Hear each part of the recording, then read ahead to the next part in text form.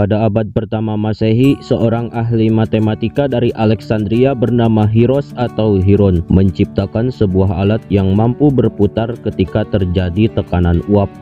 Alat ini berbentuk besi bulat berongga, yang mana memiliki dua cerobong kecil dengan bentuk L yang berseberangan. Satu menghadap ke kanan dan satu lagi menghadap ke kiri. Juga memiliki wadah atau tabung air di bawahnya.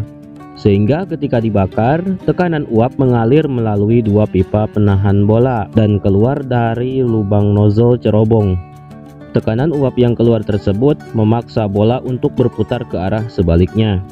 Nama alat ini adalah Eolipile atau yang sering disebut sebagai Hero Steam Engine.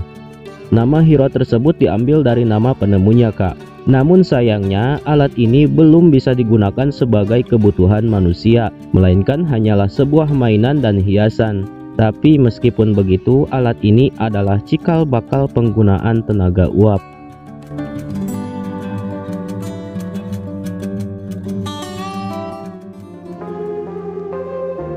Penemu mesin uap berikutnya lahir dari tangan seorang teknisi militer Spanyol yang bernama Jerónimo de Ayans pada tahun 1606. Ayans menciptakan sebuah alat untuk menyedot air dan memanfaatkan tekanan uap untuk membuang air dari pertambangan. Mesin tersebut memiliki dua pipa, satu untuk menyedot air dan satu lagi untuk membuangnya ke udara bebas. Setelah kelahiran mesin de Ayans pada tahun 1698, di mana seorang penemu dari Inggris bernama Thomas Savery menciptakan sebuah mesin uap yang hampir sama seperti mesin de Ayans, yaitu menyedot air dan membuangnya ke udara bebas. Namun teknologi mesin-mesin di atas belum memungkinkan penggunaan piston. Mesin uap piston baru dipatenkan oleh seorang insinyur dari Inggris bernama Thomas Newcomen pada tahun 1712. Dia menyempurnakan mesin uap milik Savery dengan tujuan yang sama, yaitu menyedot air. Namun perbedaannya, Newcomen menggunakan sistem piston, sedangkan Savery hanya mengandalkan tekanan uap saja. Lalu, siapa itu James Watt? Pada tahun 1764, setelah maraknya penggunaan mesin uap Newcomen di berbagai pertambangan, muncul seorang James Watt dari Skotlandia. Watt mulai mengulik lebih dalam tentang mesin uap Newcomen, dan ternyata dia menemukan kelemahan pada mesin uap miliknya, yaitu borosnya energi tekanan. Watt kemudian berpikir keras untuk mengubah agar mesin tersebut tidak terlalu boros energi. Lalu, Watt menggunakan ruang uap air yang terpisah. Penggunaan mesin Watt lebih efisien hingga tahun 1769 dan sampai 1781. Namun pada tahun tersebut, Watt mulai lebih mengembangkan mesinnya yang dibantu oleh seorang insinyur Inggris bernama Matthew Boulton hingga tercetus mesin Sun Planetary, yang dimana mesin bisa menggerakkan dua putaran dalam sekali gerak. Seiring perkembangannya bersama Boulton, lahirlah sebuah mesin uap dengan sistem piston yang bisa menarik dan mendorong, yaitu menggunakan mekanisme katup geser yang mengubah antara jalur inlet uap dengan pembuangan.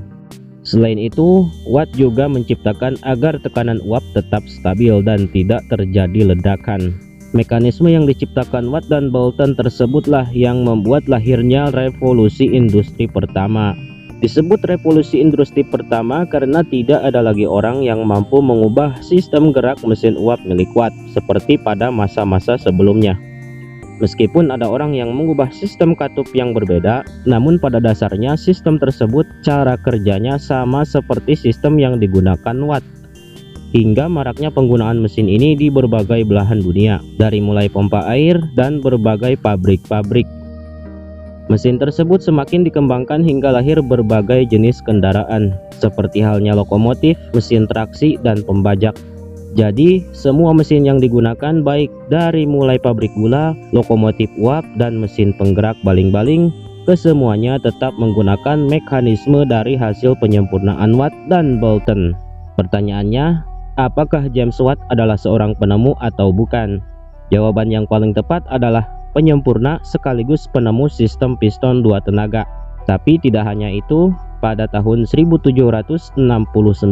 Setelah efisiennya mesin milik Watt, lahir juga mobil pertama yang bertenaga uap yang disebut mobil Cugnot. Jika dibandingkan antara Watt dan Cugnot, tentu saja Watt lah yang pertama mengubah dalam definisi mesin uap yang lebih efisien. Tapi jika beralih ke mobil uap pertama, tentu saja Cugnot lah yang menemukannya. Karena Watt juga terinspirasi dari Cugnot untuk membuat mobil bertenaga uap yang bekerja sama dengan William Murdoch.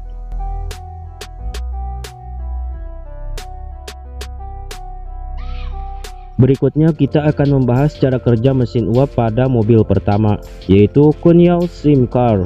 Cara kerja piston, sistem katup, dan sistem kerja maju mundur pada mobil tersebut.